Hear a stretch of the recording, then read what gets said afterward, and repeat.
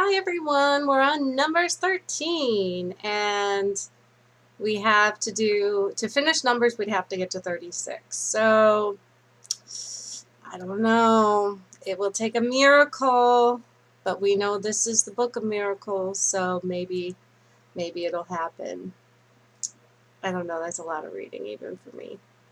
And I enjoy reading in one sitting, like that's a lot in one sitting. So let's just begin. Quit my babbling. God bless you all. Have a wonderful day today and listen to the Bible. Very happy today. All right. And I got my coffee. Let's begin. Numbers 13. The Lord said to Moses, Send some men to explore the land of Canaan, which I am giving to the Israelites. From each ancestral tribe, send one of its leaders. So, at the Lord's command, Moses sent them out from the desert of Paran. All of them were leaders of the Israelites. These are their names. From the tribe of Reuben, Shemua, son of Zachar. I apologize if I say the wrong words. I'm trying. From the tribe of Simon, Shaphat, son of Hori. From the tribe of Judah, Caleb, son of Jephunneh. From the tribe of Issachar, Igal, son of Joseph. From the tribe of Ephraim, Hoshea, son of Nun. From the tribe of Benjamin, Palti, son of Raphu.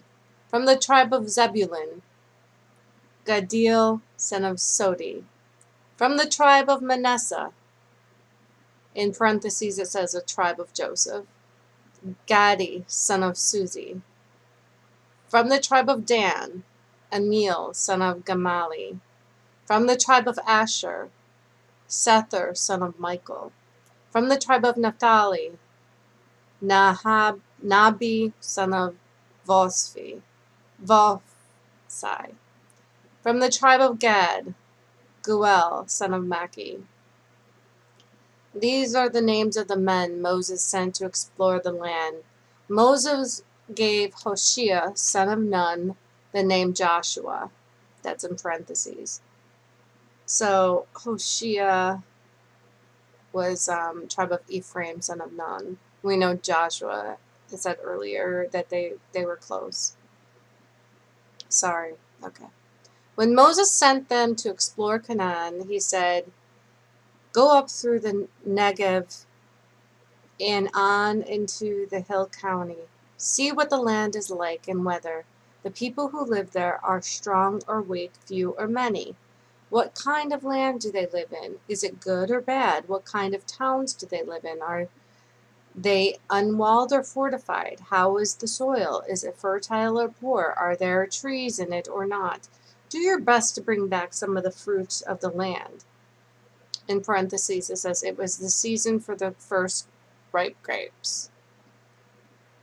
So they went up and explored the land from the desert of Zin as far as Rehob, towards Lebo Hamath. They went up through the Negev and came to Hebron, where Ahiman, Shai, and Talmai, the descendants of Anak, lived. In parentheses, Hebron had been built 7 years before Zon in Egypt. When they reached the valley of Eshcol, they cut off a branch bearing a single cluster of grapes. 2 of them carried it on a pole between them, along with some pomegranates and figs. The place was called the Valley of Eshcol because of the cluster of grapes Israelites cut off there. At the end of 40 days, they returned from exploring the land. They came back to Moses and Aaron and the whole Israelite community at Kadesh in the desert of Paran. There, they reported to them and to the whole assembly and showed them the fruit of the land. They gave Moses this account. We went into the land to which you sent us. and it does flow with milk and honey. Here is its fruits. But the people who live there are powerful, and the cities are fortified and very large. We even saw descendants of Anak there. The Amalekites live in the Negev. The Hittites, Jebusites, and Amorites live in the hill country, and the Canaanites live near the sea and along the Jordan.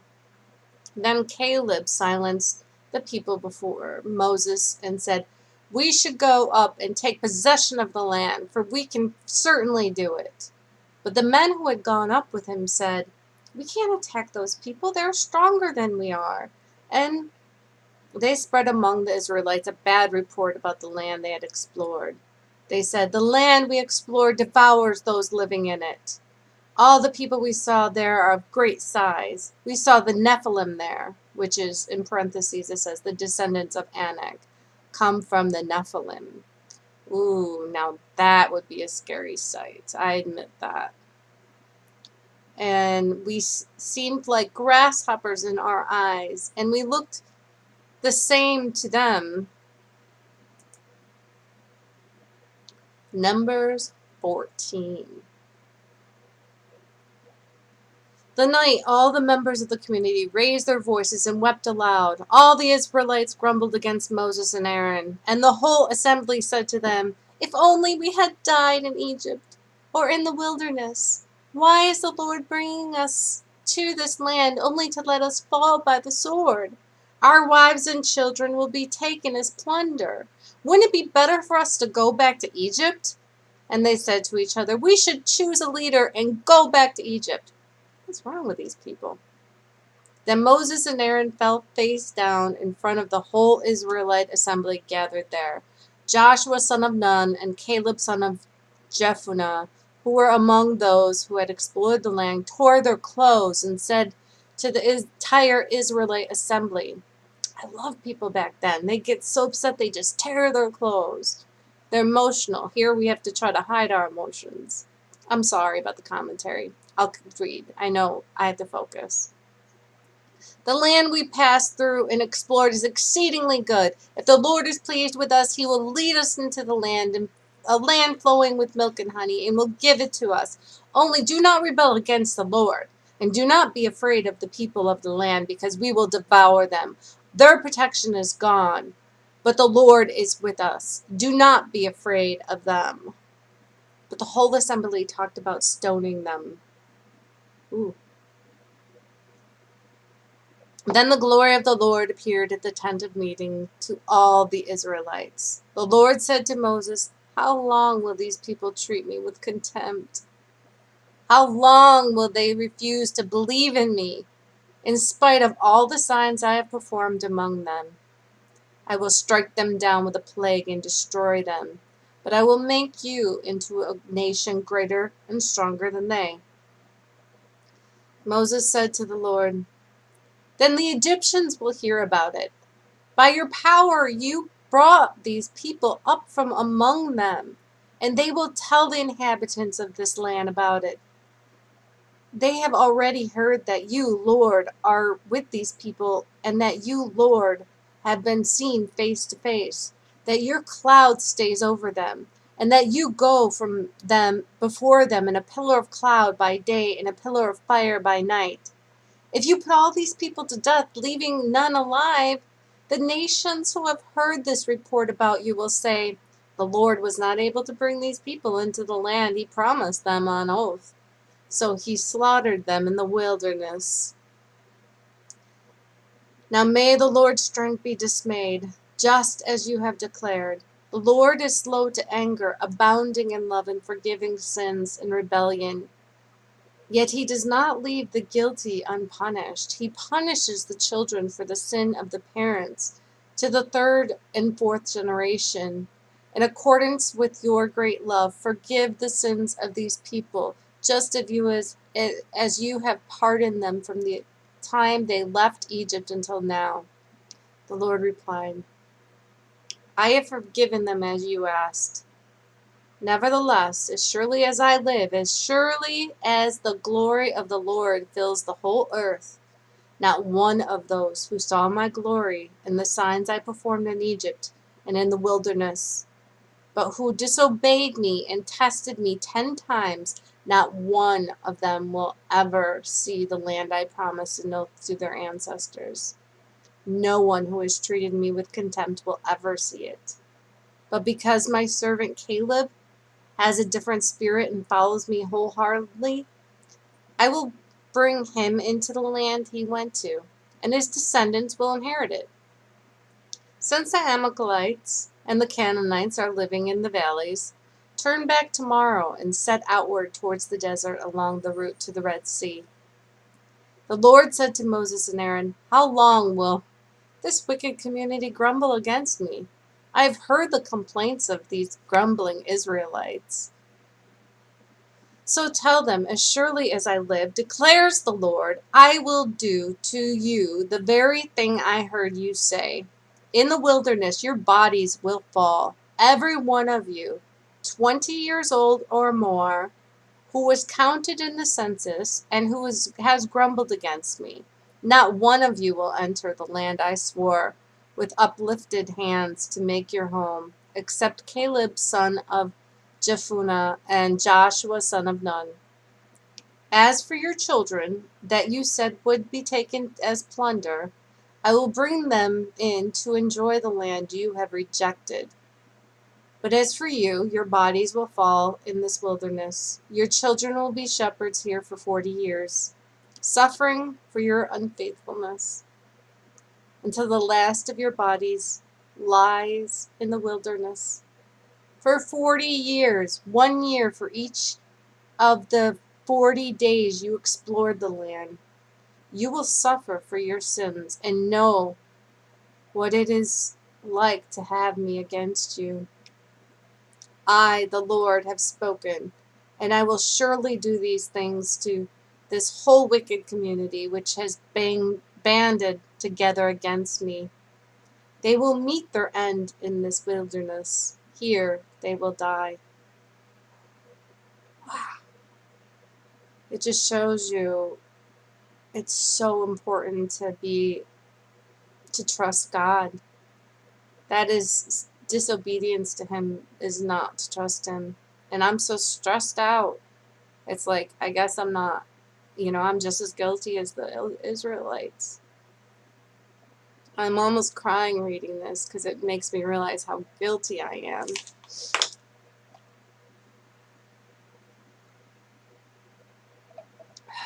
It was funny, just one thing. I was like, all these people who reject so much that is written in the Bible. And it's like, did they even read the Bible? Like, there's so many people that think God is like, oh, he loves me, so yes, he does love you, but doesn't mean you could do whatever you want. It's like the God I read about is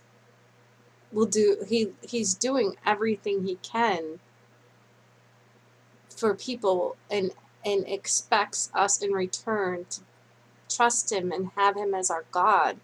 And it's like these people, it's like the one pastor said something about, like, read the Bible sometime and then get to know God. God will say, read the Bible and get to know me. And then, you can, people are creating their own God, in their own image of what they believe love is. What God believes love is something different than our small minds compared to the creator of the universe. Our small minds can't even grasp it. So how about we just listen to him? I know I don't all the time, and I feel terrible, and now I'm crying and I'm a mess. I'm sorry. Focus. So the men Moses had sent to explore the land, who returned and made the whole community grumble against him by spreading a bad report about it. These men who were responsible for spreading the bad report about the land were struck down and died of a plague before the Lord. Of the men who went to explore the land, only Joshua, son of Nun, and Caleb, son of Jephunneh, survived. When Moses reported this to all the Israelites, they mourned bitterly. Early the next morning, they set out for the highest point in the hill country, saying, "Now we are ready to go up to the land the Lord promised. Surely we have sinned." But Moses says, "Why are you disobeying the Lord's command? This will not succeed. Do not go up, because the Lord is not with you. You will be defeated by your enemies, for the Amalekites and the Canaanites will face you there. Because you have turned away from the Lord, he will not be with you, and you will fall by the sword." Nevertheless, in their presumption, they went up towards the highest point in the hill country, though neither Moses nor the ark of the Lord's covenant moved from the camp. Then the Amalekites and the Canaanites who lived in the hill country came down and attacked them and beat them down all the way to Hormah. Oh, idiots. But it just opens your eyes to we're all idiots. God forgive us. Numbers 15. The Lord said to Moses, "Speak of the Israelites and say to them, after you enter the land I am giving you as a home, and you present to the Lord food offerings from the herd of the flock, or an aroma pleasing to the Lord, whether burnt offerings or sacrifice, for special vows or freewill offerings or festival offerings, then the person who brings an offering shall present to the Lord a grain offering of a tenth of an ephah." I don't know how to pronounce that word. And it's all over, and I still don't know how to pronounce it. "Of the finest flour." It's spelled EPHAH. Ephah. Ephah. Okay. "Of the finest flour mixed with a quarter of a hin of olive oil. With each lamb for the burnt offering or the sacrifice, prepare a quarter of a hin of wine as a drink offering. With a ram, prepare a grain offering of 2/10 of an ephah of the finest flour mixed with a third of hin of olive oil and a third of the hin of wine off as a drink offering. Offer it as an aroma pleasing to the Lord. When you prepare a young bull as a burnt offering or sacrifice for a special vow or a fellowship offering to the Lord, bring with the bull a grain offering of 3/10 of an ephah." I don't know why that word trips me up. Every time I see it, I freeze. "Ephah of the finest flour mixed with half a hin of olive oil." I know, stay focused. "And also bring half a hin of wine as a drink offering. This will be a food offering, an aroma pleasing to the Lord. Each bull or ram, each lamb or young goat is to be prepared in this manner.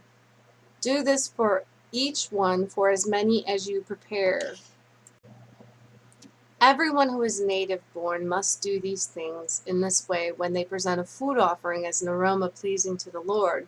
For the generations to come, whenever a foreigner or anyone else living among you presents a food offering as an aroma pleasing to the Lord, they must do exactly as you do. The community is to have the same rules for you and for the foreign residing among you. This is a lasting ordinance for the generations to come. You and the foreigner shall be the same before the Lord. The same laws and regulations will apply both to you and the foreigner residing among you." The Lord said to Moses, "Speak to the Israelites and say to them, when you enter the land to which I am taking you, and you eat the food of the land, present a portion as an offering to the Lord. Present a loaf from the first of your ground meal, and present it as an offering from the threshing floor. Throughout the generations to come, you are to give this offering the Lord from the first of your ground meal. Now, if you, as a community, unintentionally fail to keep any of these commands the Lord gave Moses, any of the Lord's commands to you through him, from the day the Lord gave them and continuing through the generations to come. And if this is done unintentionally without the community being aware of it, then the whole community is to offer a young bull for a burnt offering as an aroma pleasing to the Lord, along with the prescribed grain offering and drink offering, and a male goat for a sin offering. The priest is to make atonement for the whole Israelite community, and they will be forgiven, for it was not intentional, and they have presented to the Lord for the wrong a food offering and a sin offering. The whole Israelite community and the foreigners residing among them will be forgiven, because all the people were involved in an unintentional wrong. But if just one person sins unintentionally, that person must bring a year-old female goat for a sin offering. The priest is to make an atonement before the Lord for the one who erred by sinning unintentionally. And when atonement has been made, the person will be forgiven. One of the same laws applies to everyone who sins unintentionally, whether a native-born Israelite or a foreigner residing among them. But anyone who sins defiantly, whether a native-born or a foreigner, blasphemes the Lord and must be cut off from the people of Israel, because they have despised the Lord's word and broken his commands. They must surely be cut off. Their guilt remains on them. So scary. While the Israelites were in the wilderness, a man was found gathering wood on the Sabbath day. Those who found him gathering wood brought him to Moses and Aaron and the whole assembly, and they kept him in custody because it was not clear what should be done to him. Then the Lord said to Moses, "The man must die. The whole assembly must stone him outside the camp." So the assembly took him outside the camp and stoned him to death, as the Lord commanded Moses. The Lord said to Moses, "Speak to the Israelites and say to them, throughout the generations to come, you are to make tassels on the corners of your garments, with a blue cord on each tassel. You will have these tassels to look at, and so you will remember all the commands of the Lord, that you may obey them and not prostitute yourself by chasing after the lusts of your own heart and eyes. Then you will remember to obey all my commands and will be consecrated to your God. I am the Lord your God who brought you out of Egypt to be your God. I am the Lord your God." Numbers 16.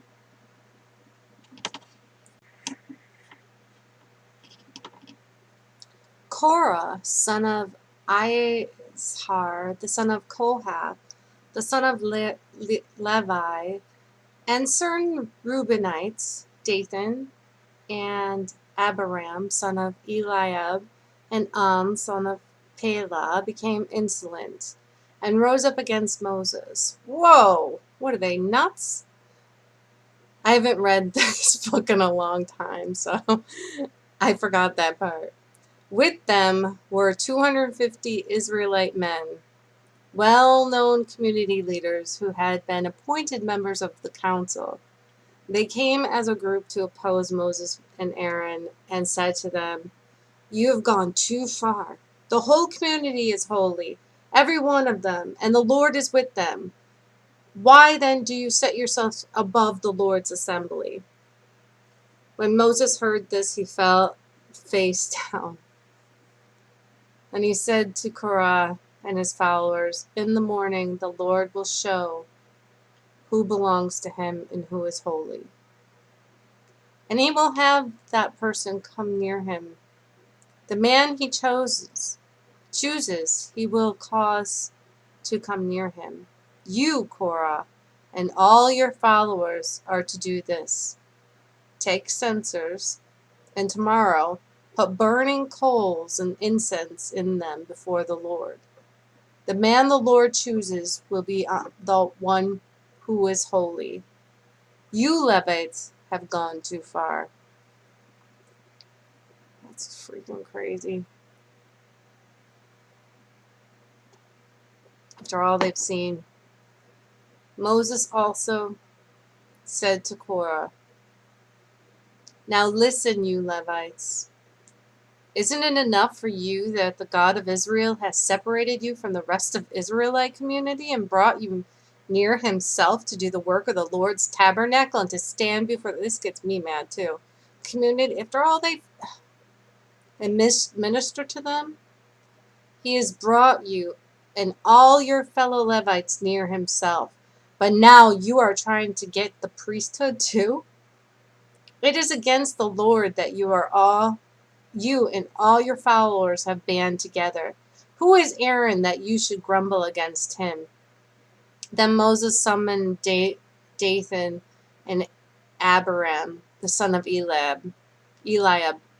But they said, "We will not come. Isn't it enough that you have brought us up out of a land flowing with milk and honey to kill us in the wilderness? And now you also want to lord it over us?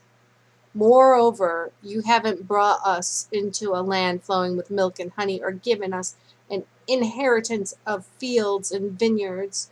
Do you want to treat these men like slaves? No, we will not come."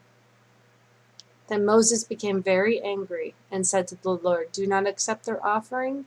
I have not taken so much as a donkey from them, nor have I wronged any of them."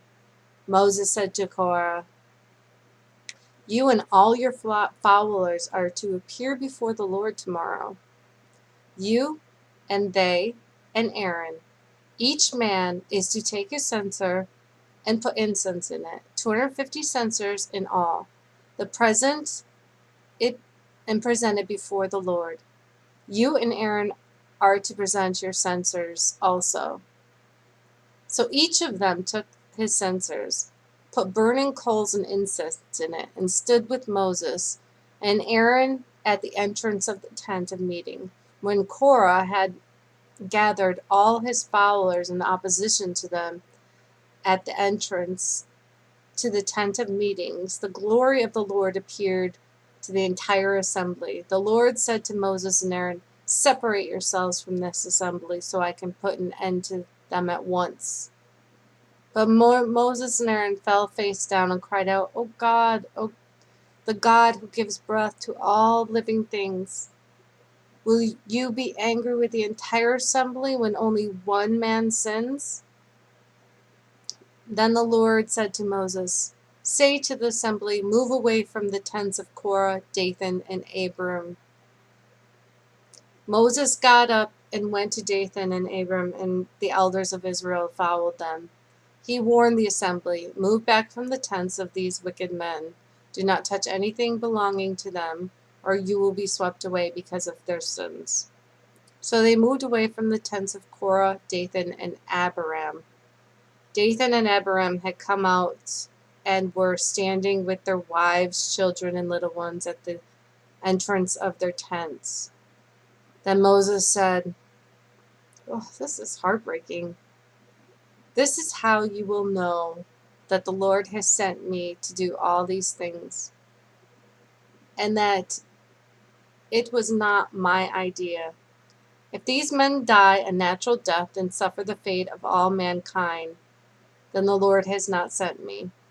But if the Lord brings about something totally new, and the earth opens its mouth and swallows them, with everything that belongs to them, and they go down alive into the realm of the dead, then you will know that these men have treated the Lord with contempt."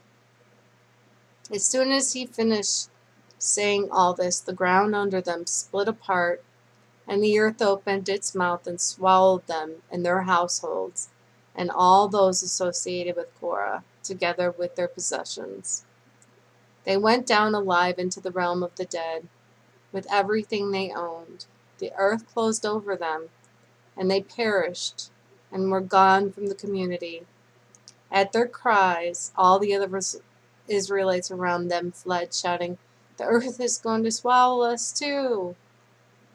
And fire came out from the Lord and consumed the 250 men who were offering the incense.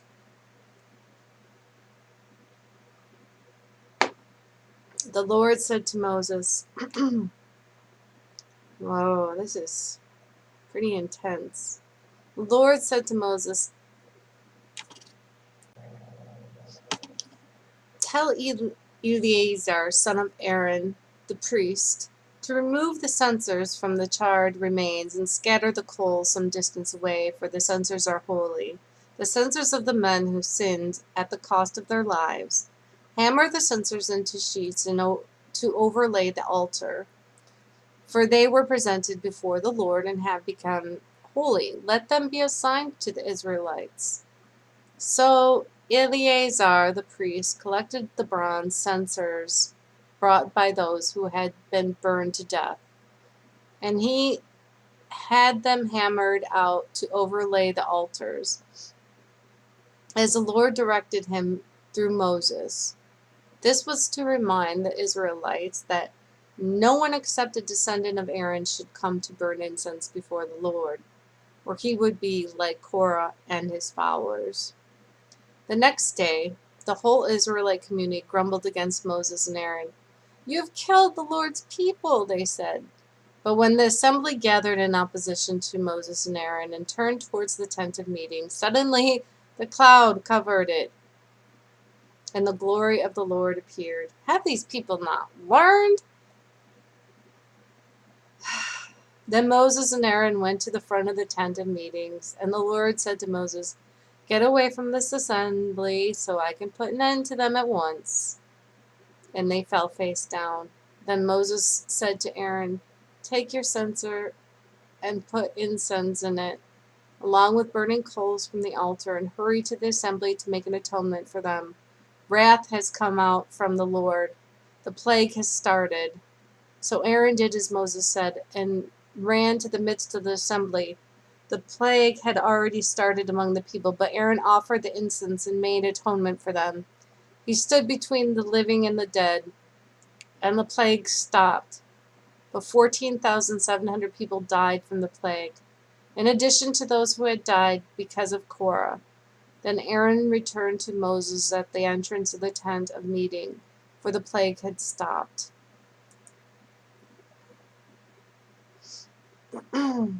Numbers 17. The Lord said to Moses, "Speak to the Israelites and get 12 staffs from them, one from the leader of each of their ancestral tribes. Write the name of each man on his staff. On the staff of Levi write Aaron's name, for there must be one staff for the head of each ancestral tribe. Place them in the tent of meetings in front of the ark of the covenant law, where I meet with you. The staff belonging to the man I choose will sprout, and I will rid myself of this constant grumbling against you by the Israelites."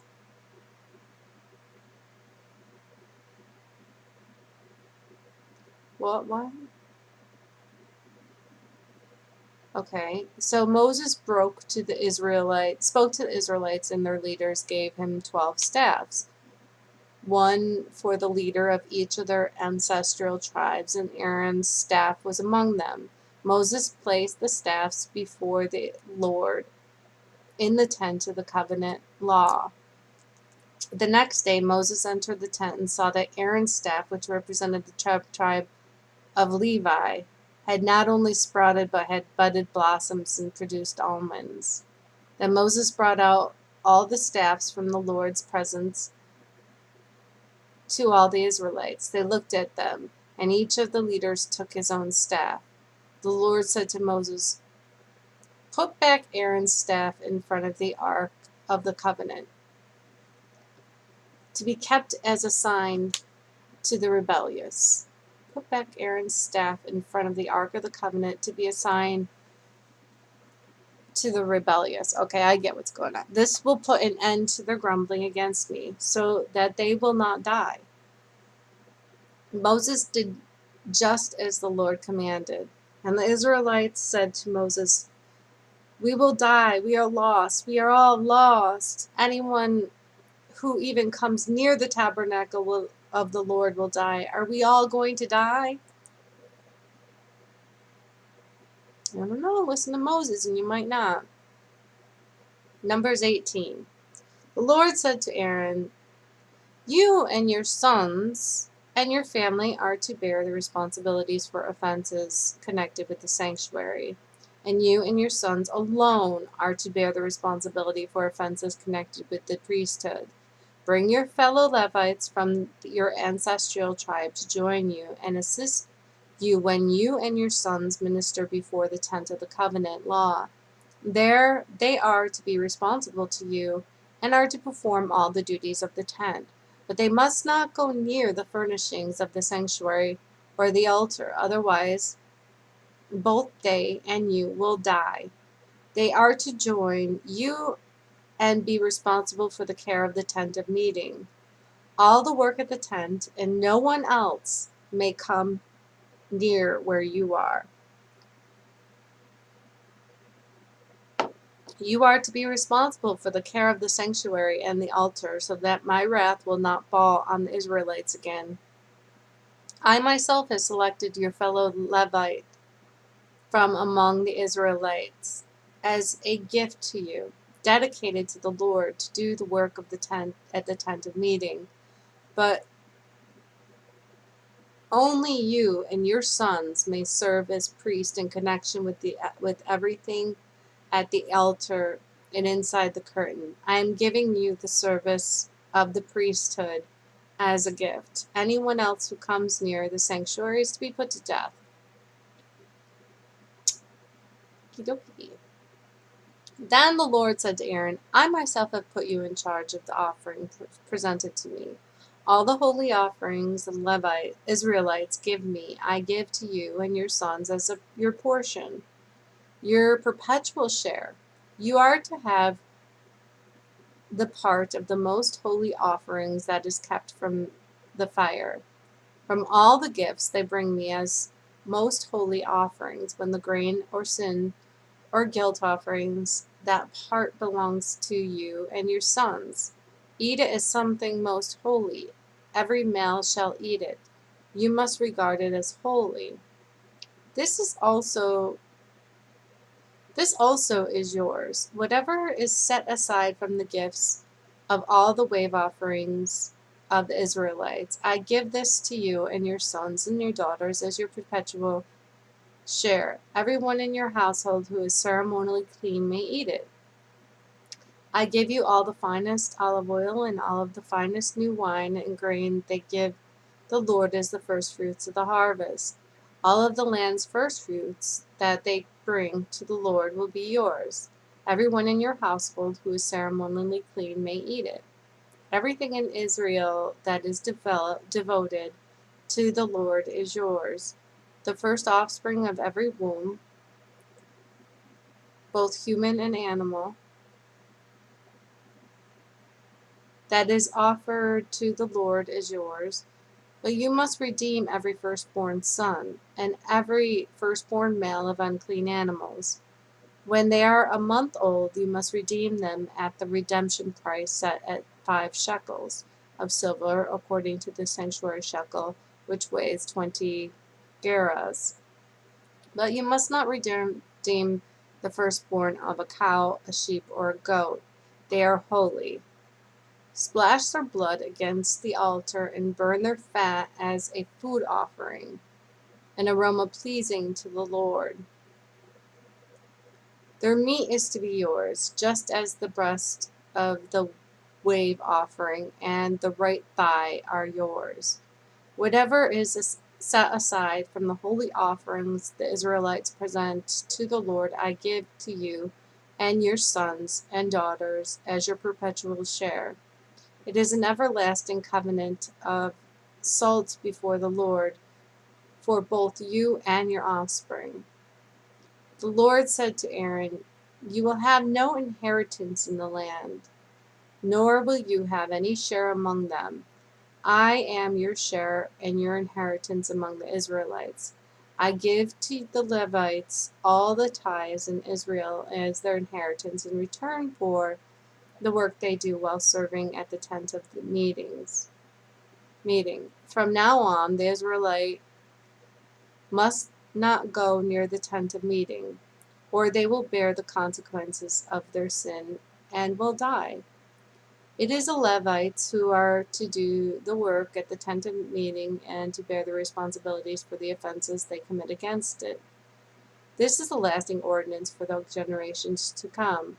They will receive no inheritance amongst the Israelites. Instead, I will give the Levites as their inheritance the tithes that the Israelites present as an offering to the Lord. That is why I said concerning them, they will have no inheritance among the Israelites. The Lord said to Moses, speak to the Levites and say to them, when you receive from the Israelites the tithe I give you as your inheritance, you must present a tenth of what tithe as the Lord's offering. Your offering will be reckoned to you as grain from the threshing floor or juice from the winepress. In this way you also will present an offering to the Lord from all the tithes you receive from the Israelites. From these tithes you must give the Lord's portion to Aaron the priest. You must present as the Lord's portion the best and the holiest part of everything given to you. Say to the Levites, when you present the best part, it will be reckoned to you as the product of the threshing floor or the winepress. You and your household may eat the rest of it anywhere, for it is your wages for your work at the tent of meeting. By presenting the best part of it, you will not be guilty in this matter. Then you will not defile the holy offerings of the Israelites, and you will not die.